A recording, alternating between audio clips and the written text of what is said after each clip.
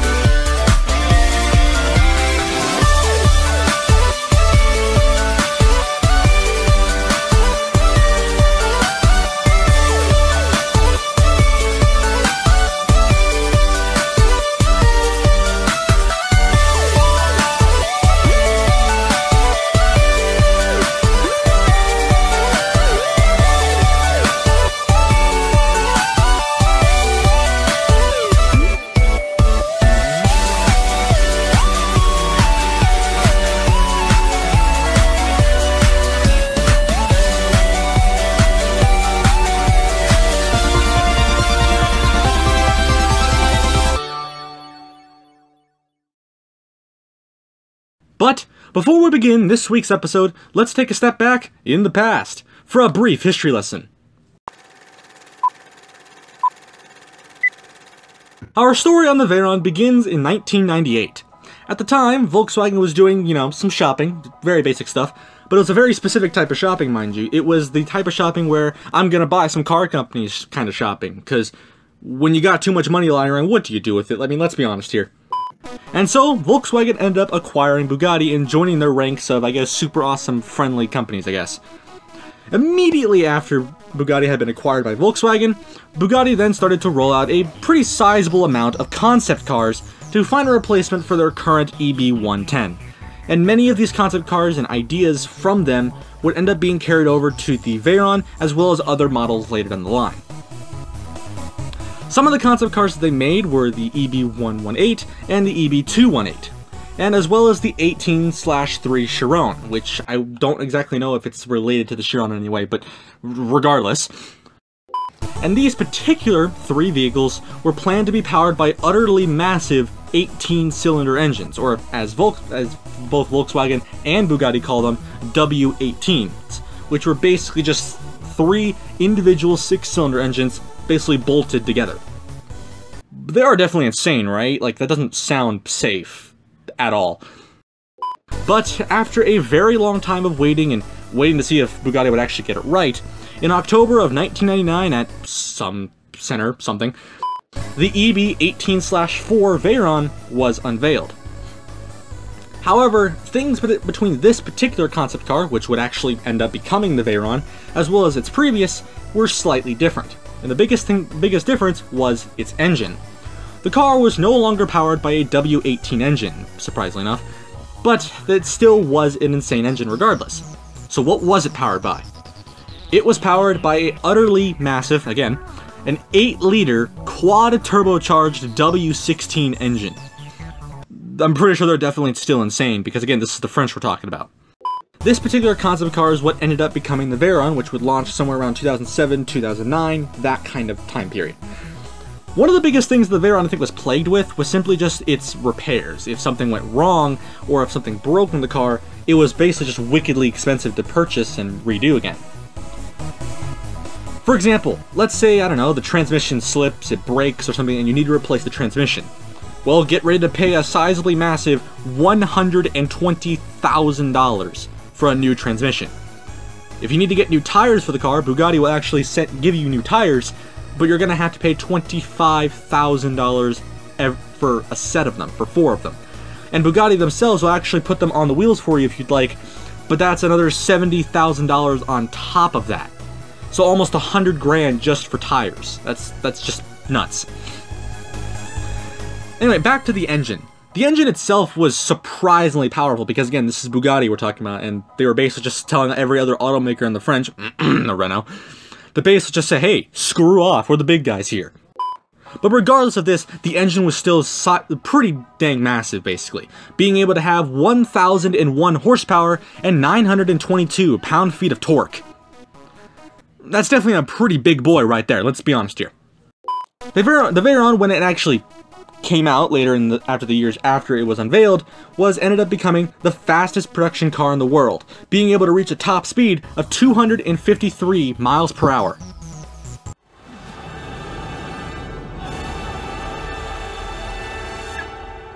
After the old school Veyron 16.4 had gone out of production, Bugatti then decided in 2010, as they sat in their offices, and asked this very question: what if we made it faster?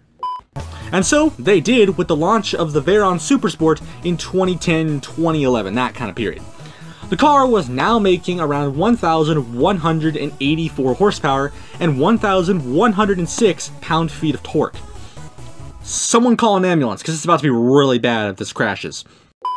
And the car could now get to a top speed of 268 miles per hour, making sure that it still kept its title of the fastest production car in the world. But eventually Koenigsegg would steal that from them with 284, and then Bugatti would take it back again with the Chiron after it hit over 300. It's a battle, let's be honest here. But altogether, the Bugatti Veyron was quite literally an automotive masterpiece, because if you're someone who's actually able to afford one of these things and actually own one, you'll know that these things actually have air conditioning and sat-nav, and they have all, you know, good technology that you'd expect from a car, while still making sure that it can do wickedly fast speed and just do something. It basically just do things that were thought to be impossible out of a car like this.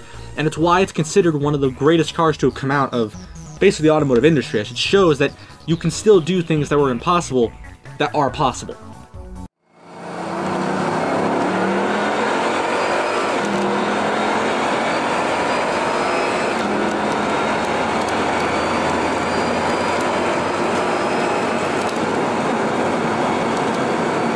But with that surprisingly French history lesson out of the way, we can get to this week's episode. Take it away, Panda. Thank you, Mr. History Panda. And with that, we can begin today's tests, starting with a top speed test. Welcome to the Genesis 1 Mile Dragway. It's a place where many cars come to push their engines and, well, a surprisingly large amount of their speed, you wouldn't believe it, to their limit, simply to put their speed onto the boards. So let's see how well the Veyron can do in this test.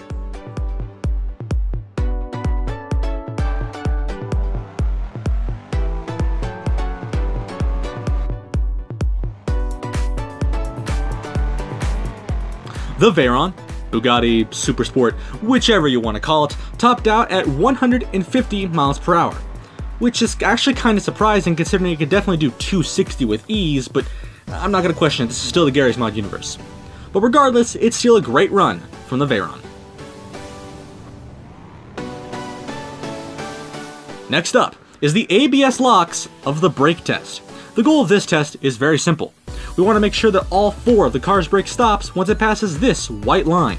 The goal of the test is to not hit the parked Nissan Leaf, and if you do, you want to measure your distance based on how far the Nissan Leaf moves from its parking spot. So let's see how well the Bugatti can do in the brake test.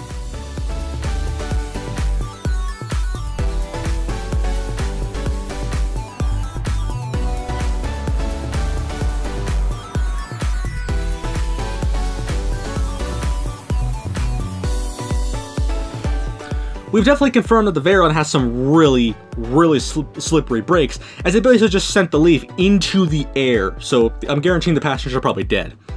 It is a very unfortunate as well as a very crazy run from the Bugatti Veyron.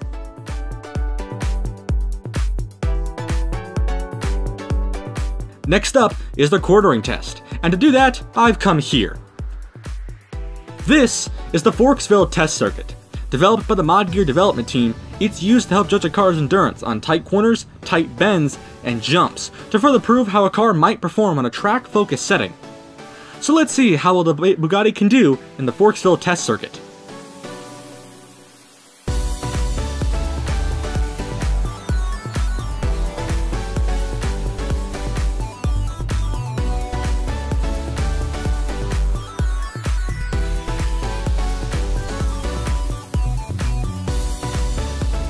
Overall, the Veyron does surprisingly really bad in this test. The car basically just does not like to turn at high speeds whatsoever, so bring in the oversteer. It will basically spin out in most corners because, again, even if it has all-wheel drive, it still has 1200 horsepower. The brakes are just a bit sluggish altogether, and it's just way too slippery to begin with. It is a very unfortunate run from the Veyron.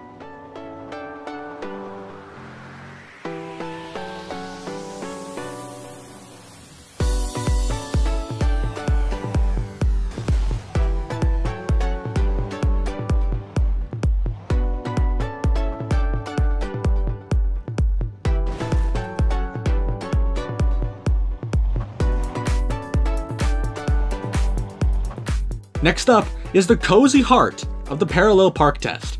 The goal of this test is very simple. We want to make sure that we can park the Veyron between these two parked Renault Meganes, and when we do, we want to make sure that there's enough distance both in the front and in the back of the car for someone to walk through. So let's see how well the Bugatti can do in this test.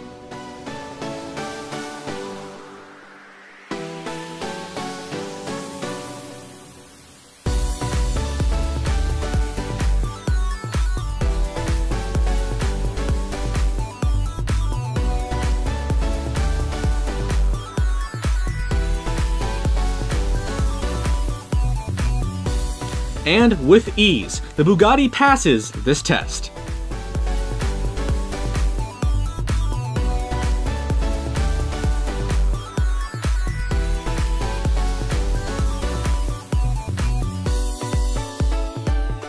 Next up is the roads of downtown on the gravel road segment.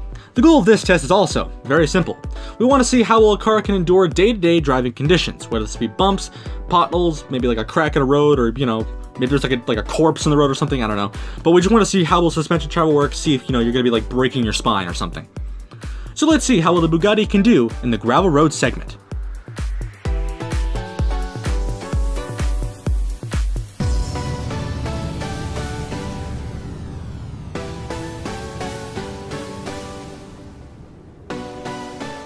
The Veyron does not do good pretty much at all in this test. The suspension is just basically dying, but I guess it is doing better than I expected, and the rear did have some sparks that were present. And while the undercarriage, as you might be able to see, isn't necessarily bad, and I say that in quotes, it's still going to be damaged, but it's definitely better than I had expected. It is a very unfortunate, but also kind of a surprising run from the Bugatti SS.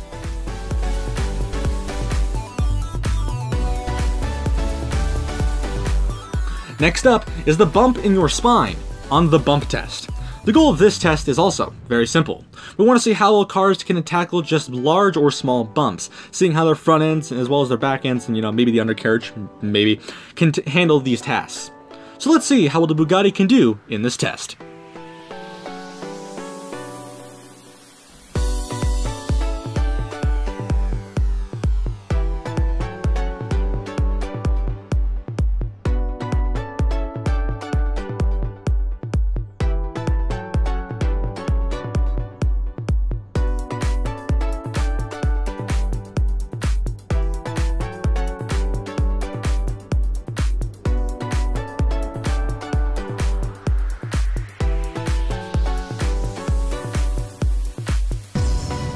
The Veyron does not do good in this test either. Once again, the suspension is just basically dead, and the car, while it does do okay on small bumps, as you might be able to see, it does very, very terrible on the big ones. So rip your suspension and rip your front and back end as well as your undercarriage on the big bumps, but the small ones are relatively okay. It is also a very unfortunate, but again, sort of a surprising run from the Bugatti Veyron.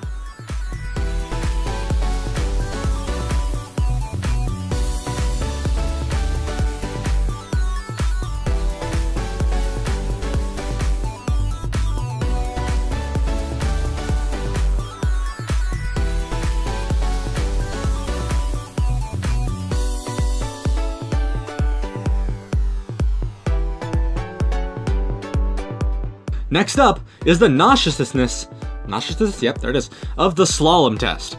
The goal of this test is also very simple. We want to see how well body roll and a loss of cornering can affect a car while on a track focus setting. We already know a little bit as to how the Bugatti Veyron kind of corners and goes around tracks, whatnot, but we're going to go ahead and test this anyway, just to get a better idea. So let's see how well the Veyron can do.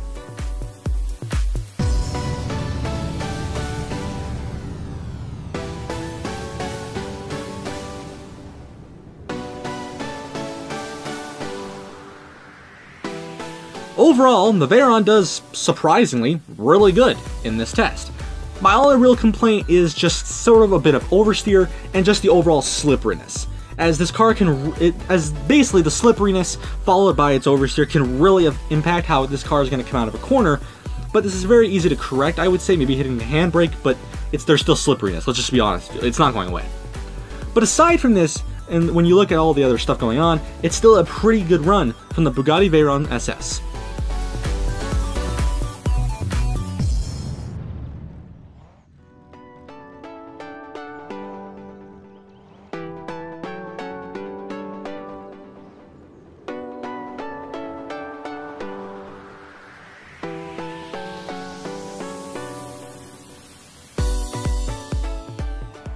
The MPG figures the Veyron has are, let's just get it out of the way, they're really bad, with an average of 8 miles per gallon in the city and 14 miles per gallon in the highway. So this is definitely not going to get you very far, so don't take this car on a road trip, please just don't. But regardless of this, how do these figures apply on the track?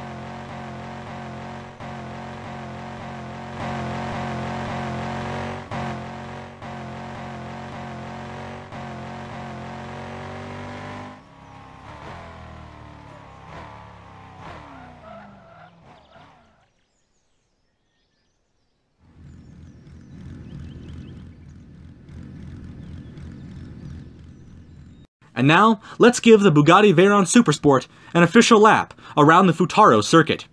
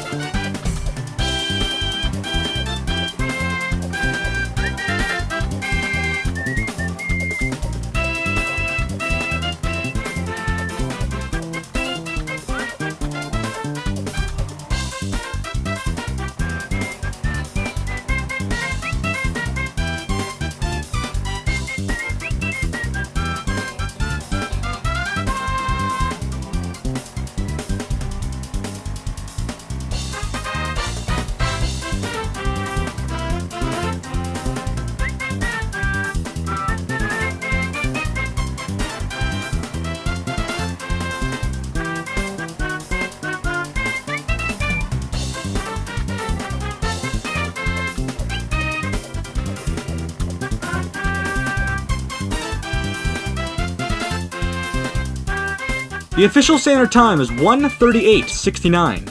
With added up accidents and collisions, the final adjusted time is 1:38:69.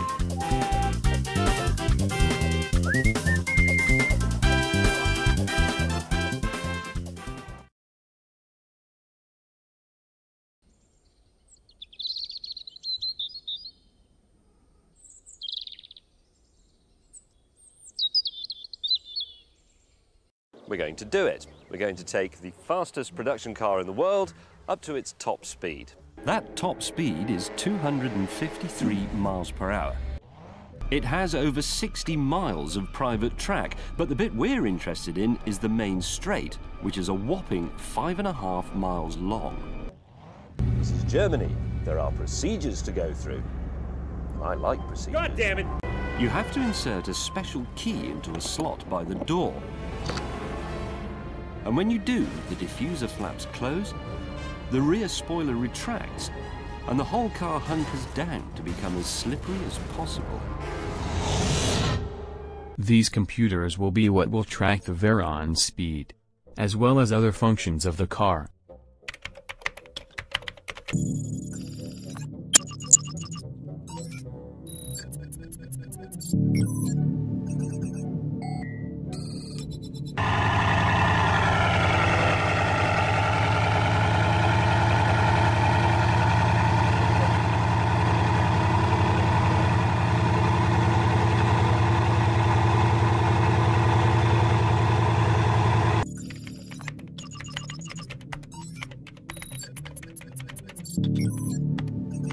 All good to go.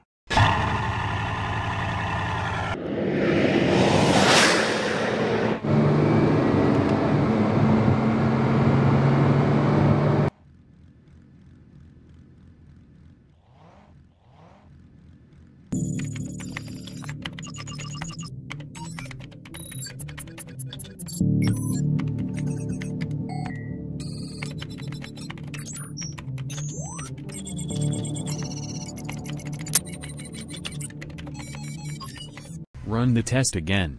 We need to hit 253 miles per hour.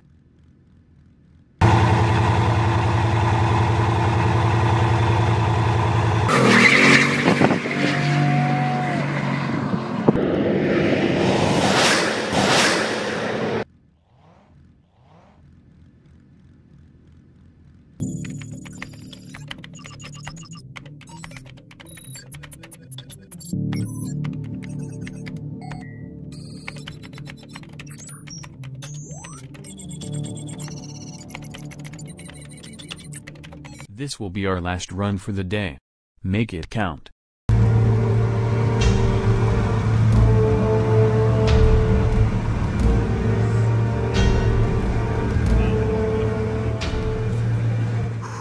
Okay, here we go. Focus. Speed. I am speed.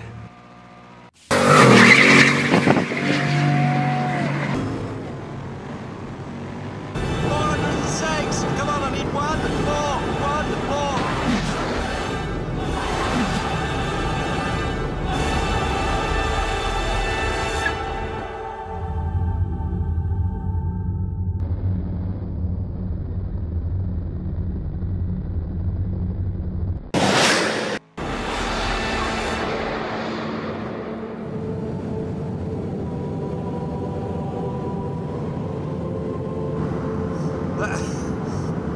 I'm pretty confident that's as fast as I'm ever going to go in a car. Incredible.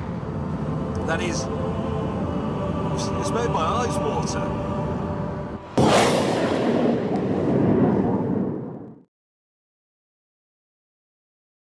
So, what are my final thoughts on the Bugatti Veyron Super Sport? Well, they're not good, I'm gonna be honest. Pretty much near everything aside from the engine and for its top speed is bad, as the suspension is basically dying. You're going to be paying a lot for repairs if you do break something. Its cornering isn't great, its brakes aren't great, pretty much everything about it's bad except for its engine and speed. But, regardless of this, they are really fun to drive because of this. But just be prepared to pay a lot, and I do mean this by a lot, like, you're going to be paying at least maybe a million or even more, like numbers of millions of dollars just to find one of these things, because A, they're rare, and B, they're just expensive, because this is Bugatti we're talking about. But anyway, on that French-like note, it's time to end. Thank you so much for watching, we'll see you next week, good night.